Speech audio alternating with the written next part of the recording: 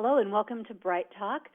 This topic today is all about ennobling and enabling employees so that you can boost engagement scores, which matters a lot. So the people who are going to benefit from this is for you if you are in HR or in learning and development, or if you're a manager or supervisor.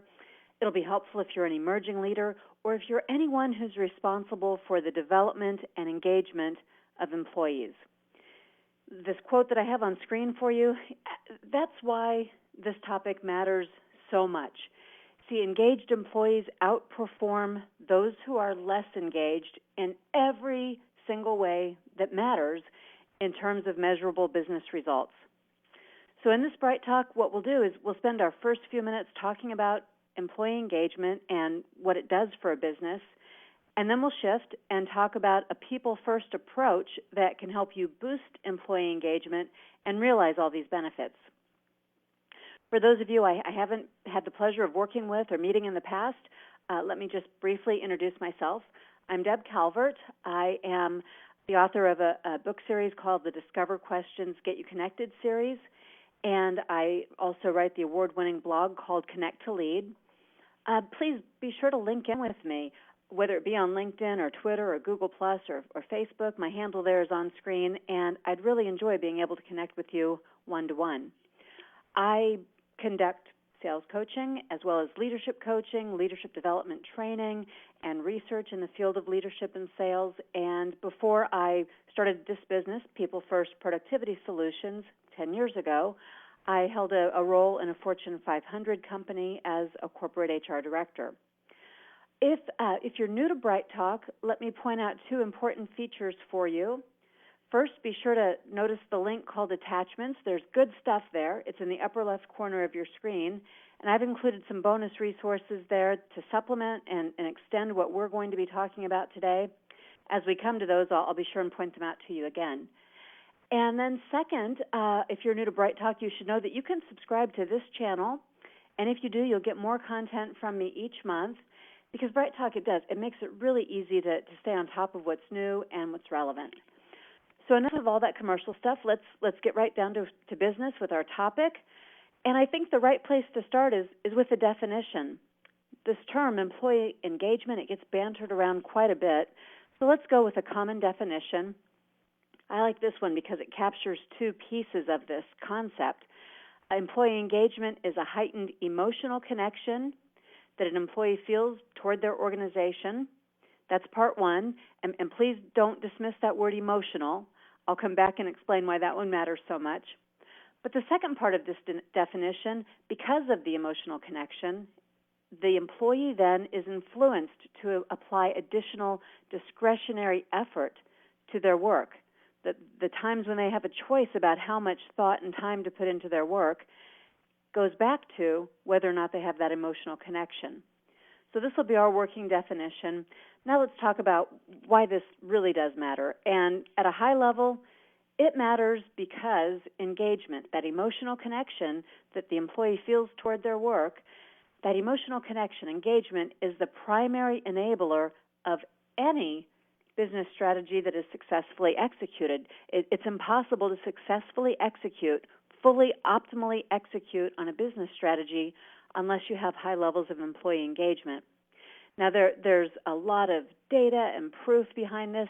I have selected a few pieces to show you and want to piece it together first to show you how it all fits together, and then we'll break it down a bit more.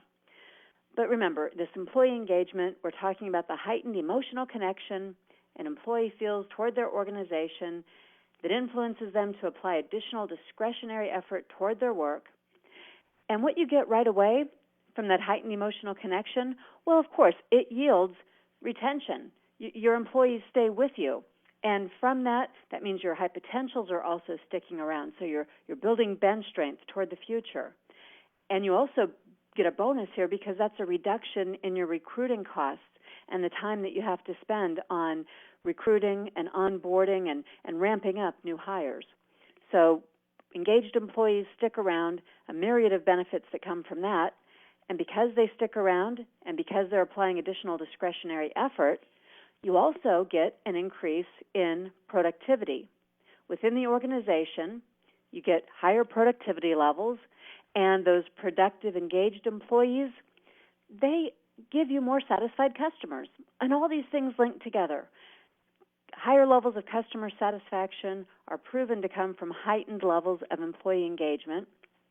And with all of those positives that are occurring, no surprise, you're going to get higher levels of top-line revenue. And all of this additional discretionary effort is going to help you save on expenses. The employee retention is going to help you to reduce recruiting costs. And when you add it all up, you get improved profit margins. So, this is a great story, but I think it begs the question, if we're going to get this series of events and series of benefits, what is it then that will boost employee engagement so we can actually realize those benefits? And that's what the meat of this particular presentation is all about. But what we should say first and foremost is that there's one thing that accounts for engagement in the workplace more than any other factor. In fact, a leader's behavior accounts for 37% of employee engagement in the workplace, which is far more than any other factor. And if you would like to know more about this, there's a few resources I could recommend. One is a book called Great Leadership Creates Great Workplaces by Jim Kouzes and Barry Posner. And that'll give you quite a bit more depth about this research that you see on screen right here. It's quite compelling. Okay, so we're going for the employee engagement. We know leadership development is a big piece of that. You are probably the leaders who have an opportunity to develop in this way, and you have access to others in your organization who could also unleash the employee engagement and all these great benefits. Now, I'm going to encourage you to view another Bright Talk on this channel that goes much, much deeper into the leadership development piece. That's not where I'll be going here. We'll be shifting gears to talk about things that every manager can do to enable and ennoble employees, whether or not they have a formal leadership development program. We could even call this your do-it-yourself approach for improving employee engagement and unlocking the rest of these outcomes. Okay, so let's talk more specifically about these outcomes. I mentioned employee retention being one of the first. Well, the Corporate Executive Board gives us some data about this. Those employees who are less engaged are 4 times more likely to leave than the ones who are highly engaged. The ironic thing here, though, is those employees who are the least engaged, they're probably not employees you want to keep in your organization anyway. So before they leave, you might be thinking about having them leave. You can improve both of those, their performance, so you won't want them to leave, and then their likelihood of them staying if they're more highly engaged. What's more, some comparisons within same companies looking at various business units, 23,910 different business units. And they broke this into 4. So they looked at the top quartile and the bottom quartile engagement scores, compared those two, and found that the employees in the bottom quartile were leaving at a much higher rate. This is the bottom quartile of employee engagement. No surprise, they left at a much higher rate than those who were in the top quartile. So this one's probably the closest to being a no-brainer. We know that if employees are engaged, they're more likely to stick around. So let's now move towards some of those other benefits when employees stay. One of the things I told you that you can recognize from that is increased productivity. And this is nothing new, right? This goes back to Peter Drucker, one of the foremost thinkers in management science, and he put some math to it. He said for most companies, and yours might be among these, for most companies where the labor costs are about half of total earnings, in those companies, a 10% increase in productivity would double the profits of the organization. So those are some pretty big numbers. They do bear out. There's more recent research. And that book I mentioned, Great Leadership Creates Great Workplaces by Jim Kouzes and Barry Posner, what their findings revealed more recently is that the best leaders, the ones who are behaving in ways that are driving employee engagement, those best leaders, they elicit 3 times the amount of talent, energy, and commitment compared to leaders who are not behaving in those ways. So there's a lot we can do to have these kinds of impact. And not only that, we can also increase our customer satisfaction. Above average levels of employee engagement, look at that, it's a big number, a 50% higher rate of customer loyalty. And when you put all these things together, it does produce top-line revenue increases, bottom-line profit impact. We can see this from all sorts of different sources. I'll just give you a few of them. Here's Hewitt & Associates. Here's the meta-analysis from the recent Gallup study comparing those business units that I mentioned. It's also going to tie into higher profitability. And whatever these numbers, 12% is actually on the lower side of all these various studies. I wanted to give you a low target. But the summary, when you put all these pieces together, you get above average productivity, higher levels of customer loyalty, higher sales, higher profits, and your employees are sticking around. Life is just easier, and people are happier in an organization like this. Now, a reminder, what gets us here, all of this is leadership development, and this is sort of leadership development light. If you don't have a complete program available to you, you could talk about what's coming up next in this webinar. This could actually be your starting point personally. But just one more little factoid to show you about leadership development. It is the number one factor in boosting engagement, so it bears mentioning here. And the impact could be significant. So here's the gold standard, the Leadership Challenge, which is an evidence-based approach to leadership development. Just to show you how significant this impact could be, this is an independent study. This is not part of the body of work that comes from the Leadership Challenge. But it does show that there's a very high correlation. Rick Roy found that there's an extremely high correlation between the profitability of an organization and whether or not the leaders in that organization used the practices that are evidence-based, proven to drive employee engagement and results within the business. Okay, now back to you, because that's that big picture leadership development. That's all the research. But I want to bring this back to you individually and talk about what you can do to be able to ennoble and enable your employees. And there are quite a few things. So I'd recommend just take a start where you are approach. This will be like a buffet. Pick what looks like something that would nourish and help you to get to where you're trying to go. It all does boil down, though, to an emotional aspect. I mentioned that earlier. This emotional connection is an important one. We can't sidestep it. For an employee to be fully engaged, it's not just their talent, it's not just their brain power, it's not just their hands-on work that they do. Engagement is a connection, and connections are emotional.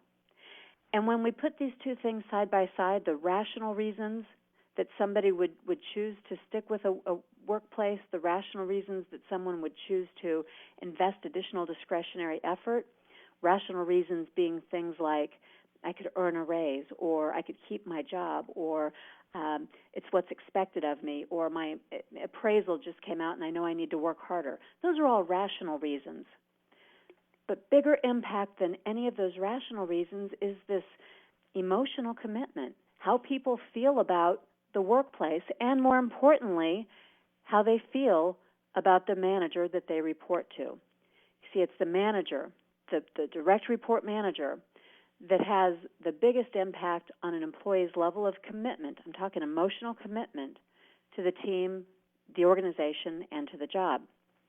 And we can put numbers behind this just to show you how important your emotional connection is with an employee, that additional discretionary effort that comes from it is. Here are some numbers that help you to see the business case for this emotional commitment. What the manager does significantly boosts the commitment of employees to the team, the organization, and the job. And that's all in addition to impacting how the employee is committed to that individual manager. You know, you've heard this before. The number one reason people leave jobs is that they don't like or don't get along with or don't feel acknowledged by or valued by the manager they report to. Buckingham and Kaufman wrote about this in their book, First Break All the Rules.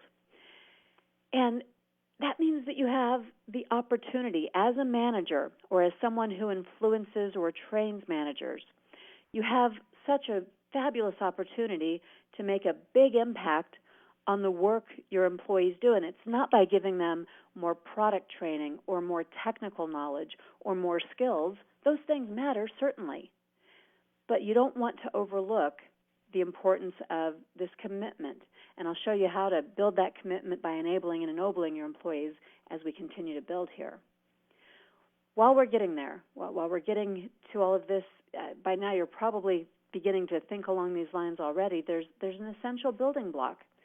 And it's true of any commitment, emotional especially, but any commitment we would ask for someone to make to us. And that key component, that essential ingredient, the one that leads to all the behaviors leaders and managers demonstrate in order to enable and ennoble and engage employees, that essential ingredient is trust. It's the building block. There's high levels of engagement and trust, those two things together, in organizations that are very high performing. And the trust, it's not one directional. It's not just that you, the senior team, it's not just that you are trustworthy, but it's also that you are able to trust the employees around you. You trust the employees to put the needs of the organization first as they're interacting with each other and with customers and vendors and partners. Your trust in them is critical, or you won't do the things I'll suggest that you do. You won't do the things that enable and ennoble people if you don't trust them.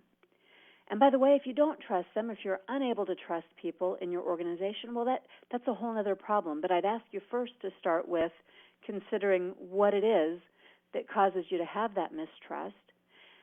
If you can think of yourself at any time in your life when you were not trusted, you knew it, you felt it, there was a barrier there, and it caused you to pull back. It caused you to not invest emotionally and to hold back discretionary effort and commitment. So it's important that you think about this and diagnose it. I've given you a tool there in the attachments that may help you. If you'd like to download that, it's free here, and it's 12 Dimensions of Trust. You'll note that there's some interesting things on there. One thing that may pop out is that a dimension of trust is availability. Your availability to your employees enables them to trust you more. They are able to understand you because of your availability and access you. To give trust, you might use this list and look at it to determine on there what's lacking for you, what dimension of trust matters to you, and you feel it's lacking in the people that you're holding back from in the workplace. When you figure that out, you'll be able to build some bridges instead of letting those barriers stand where they are in the way. Utilize that tool. It ought to give you some starting places for some great communications, too. All right, now how do we show that we trust people? Well, we communicate with them.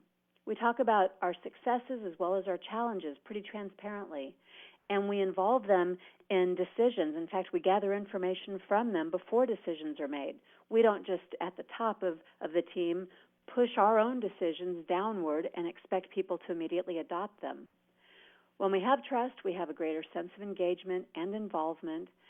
What you also get from that is that people will bring their ideas and issues and concerns to you sooner. You'll be more tapped in, and that will be one of the ways that their engagement helps you to yield all the other results that we saw as beneficial.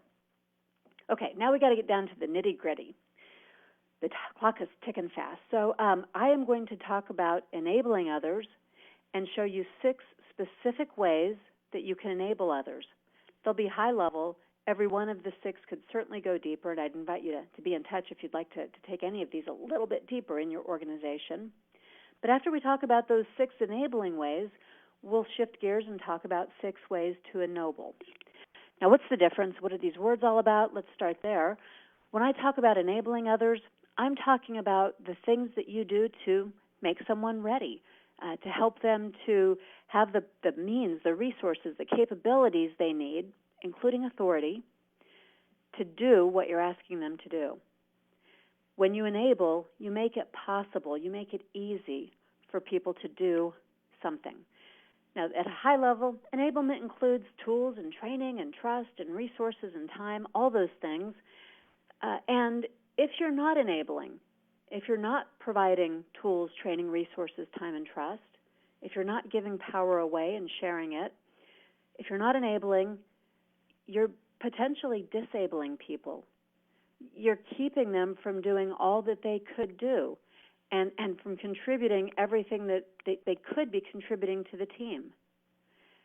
So all of these things matter.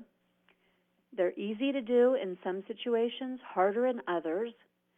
But as an emerging leader or as a manager or as someone who develops people, you'll have to find ways to enable them, to give them some competence and authority, and to make them more able than they currently are. What I'll talk about next are some tools for doing that. Specifically, we'll talk about these 6 tools, and we'll just dive right in to talk about each of these that will signal to others, that they'll be telling others that the work you do really matters. It matters so much to this organization that we're going to prepare you to do it well, and we're going to back you up so you can continually get better and better at this work. By the way, I picked these 6 items because as I work with teams as a coach, these are the gaps I see most often. When it comes to enablement, these gaps show up over and over again. Now, as I'm going through each of the 6 and giving you just a taste of some new ways that you could approach this or some things you could think about, what I'd encourage you to do is to treat this like a buffet. What is it here that whets your appetite that you'd like to get a little bit more about? I'll give you some ideas about reference tools as we go through, and my hope is that you would dive deeper. You're sort of self-assessing and figuring out what could you do, starting where you are, to boost enablement in your organization. So delegating for development, different from merely delegating. Delegating for development is where you delegate with the specific intention of giving people opportunities to learn and grow. You do free yourself up to do some higher level, more strategic work or some different kinds of work, so you also have an opportunity to develop when you delegate and have this as your primary motive. What I've put on screen for you, just to give you some ideas and to keep you from going in the wrong direction, these are the 8 critical steps. If you're going to delegate for development and you're going to help people grow as a result of the work delegated to them, then these are the 8 essentials for doing that. The first one's really obvious, but I put it here because oftentimes it's the only thing that happens when it comes to delegating. We pick a person, we give them the work, we walk away. And that doesn't succeed, and it doesn't optimize the opportunities for enabling people the way that we're looking to do. So the other 7, giving them authority and setting some very clear goals. These are the outcomes and any necessary protocols. So here are the ways that I want that work to be done. But don't micromanage here. You don't want your protocols to be so locked down that you've got something robotic, unless the nature of the work demands that, of course. But typically, if you're delegating for development, you want to leave enough room within the protocols and guidelines you've set for people to find their own way and to bring their own strengths in, and perhaps to discover some ways that you hadn't thought of. That's the truth of delegating for development. Somebody else may eventually be even better at this than you are. That's what we're aiming for. Now, whatever those goals and protocols, we certainly have to enable the person to do that, giving them the time, the resources that they need, the training, and remaining available to them as a resource too. We don't abandon people once we delegate, nor do we micromanage them. There's a balance to be found within there. Of course, you're also going to assess. Maybe you've got some predetermined check-ins so that you're continuing to support the person you've delegated to. And don't forget, giving them some recognition. I don't mean at the very end when the task is completed or when there's some great achievement to recognize, but along the way, they've taken on some new work. They are trying some new things. They are learning and growing. How about we recognize those little contributions and their learning along the way? And ultimately, if you've delegated, don't forget you're responsible. The buck stops with you. The outcomes are still yours even though you're not doing the work. You've delegated it to someone who's doing the work, and you're ultimately responsible for making sure it gets done well. So these 8 considerations are important if you are to enable people by delegating for development. Another consideration, if you're already doing this and you'd like to work on something else, would be coaching for development.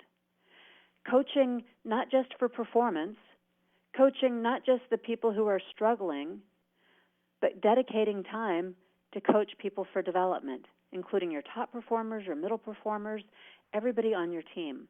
Now, I like to be sure and define coaching because I think it's a little different from what many people visualize it to be.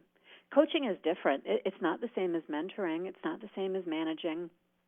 Mentors have a superior level of knowledge, and they teach and they tell people what to do. Managers have work that has to get done today, and they handle getting that work done through others, today's essential tasks. Coaches do something a little different, at least those who are focused on development.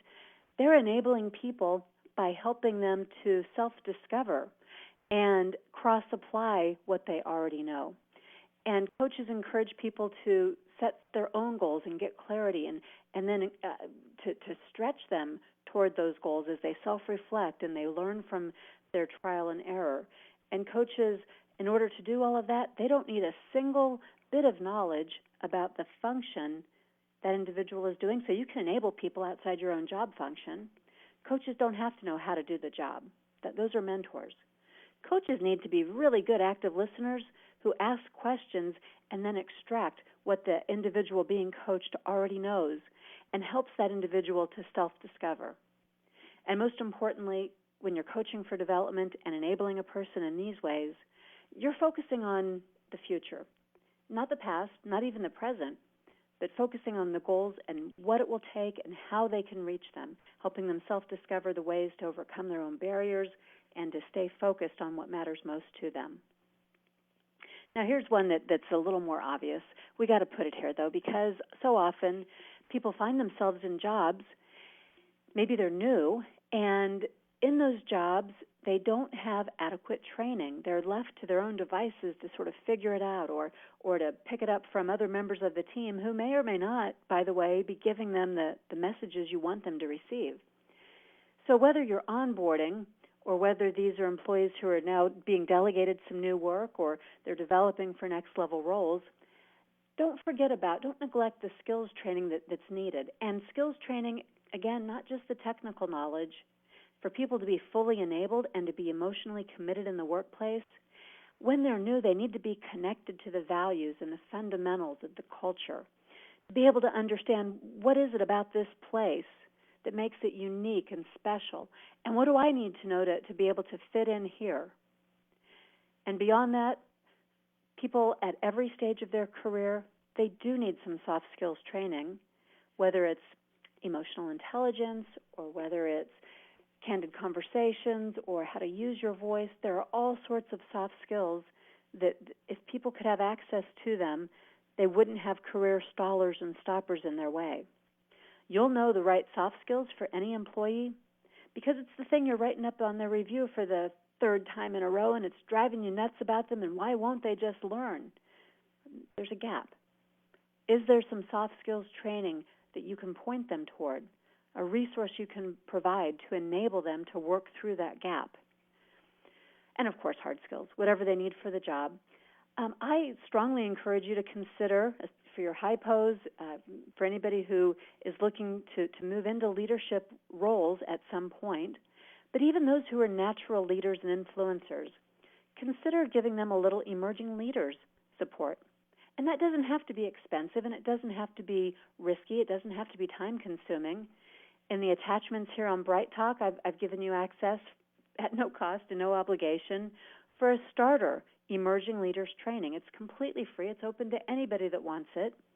And what it will do is just give folks a frame for leadership, to think of themselves as leaders and to begin exploring within their own career how they can lead and how they can lead deliberately and effectively. Note that's not manage, and that's got nothing to do with job title. It's about realizing the leadership potential within themselves. You could check that out if you're interested, but feel free to share that with anyone you think could benefit. Well, enabling also includes being inclusive in your decision making. Being inclusive doesn't mean you give up any of your authority. In fact, this expands your authority because you have greater levels of buy-in, and you will have more influence when people feel that you have been thoughtful and inclusive as you make decisions that affect them.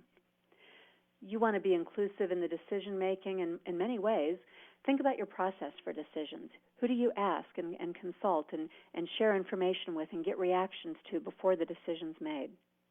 Again, let me be sure and point out, I am not talking about a majority rules, democratic way of decision-making here. That's not always appropriate. I'm talking about getting input so that when you make the decision, people will know they were heard. Even if you did not make the decision they were hoping for, they will feel more a part of it and be better able to support it because they were listened to.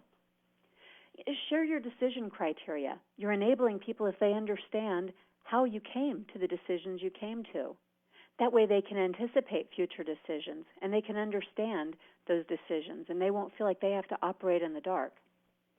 Communicate about your decisions, communicate about the roles and responsibilities of people who were involved in that decision so that folks know and it's transparent. Of course, all of this is especially important when it comes to change management. As people resist change, they need to know if they're to be enabled to work through the change. And don't forget, after you've made changes or after you have announced new decisions, check back. Do some impact assessment with those people who are affected by a decision. It's important in terms of their enablement and their commitment for them to know that you didn't move on and forget about them or care about them. You did, in fact. You cared enough to come back and check in. So that is another way. You're getting a buffet here. Enablement also includes team development. We talked about individual development in terms of skills training and coaching, but building teams also enables people because teams offer so many opportunities for people to get new skills or to gain higher degrees of business acumen. So if you can help people understand team effectiveness, if you can help them to understand those skills they need to interact with others on a team, maybe even give them a taste of project leadership, all of those things will make them better collaborators, better negotiators, better participants in meetings, better in the work that they do because they see the bigger picture now.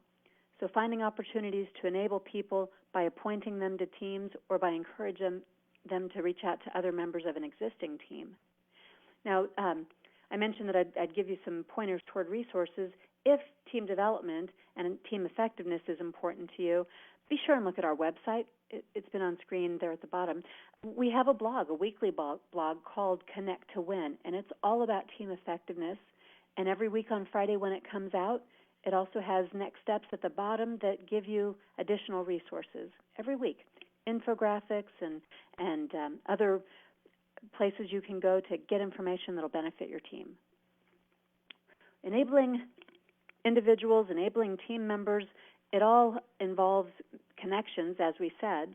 So let's talk about your connections. If you are a frontline manager, if you are a senior manager, what are your connections with the people that you want to enable?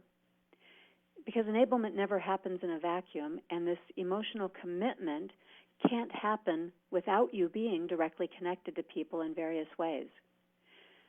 One-to-one meetings are one way that managers connect with their direct reports. But there are best practices and not so good practices for what happens during those one-to-one meetings.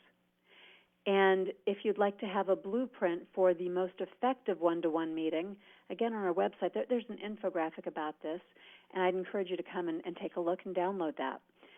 Conducting your one-to-one meetings, here's the short version, ought to focus primarily on the future to enable people to do what they need to do going forward. That's what those one-on-one check-ins ought to be primarily looking at. You have other places to review performance and to look backwards, but do remember that looking backwards at the things you can't change can be deflating, even disabling to employees as opposed to enabling them. Your feedback matters. Your ability to have candid conversations with them matters.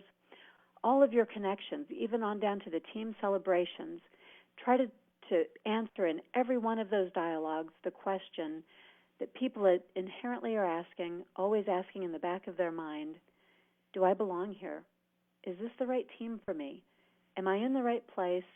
Is this work gratifying? Am I able to make a contribution? Do I belong here?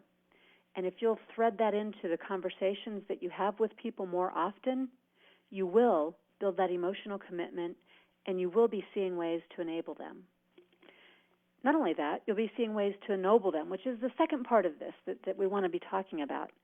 And by ennoblement, I'm talking about something different from enablement, equally important. When you're ennobling others, you're making them feel noble. You're making them feel that they've been elevated in some way, at least esteemed in some way by you, that they've been respected and dignified, that someone puts value on them. And you as a frontline manager to them, if that's your role or if you manage managers, it matters a great deal for them to feel that they have your respect, that you give them dignity. To do that, you have to challenge them, you have to praise them, you have to look for the things that would help you to elevate them. But if you're not ennobling them, the flip side is also true. If you're not doing this, they could feel like they are not noble. That means they feel ignoble. Ignoble means inferior, of lower rank, not respected. You certainly don't want people in your workplace to feel that way. They could never be engaged and give you emotional commitment, let alone additional discretionary effort, if they didn't feel ennobled. So what do we do to ennoble others? On screen, there are just 5 or 6 items, and we'll take those one by one. But what you're saying when you do these things with individuals, you're saying to them, the work you do really matters, and so do you. When you ennoble people, you're saying, you matter to this organization.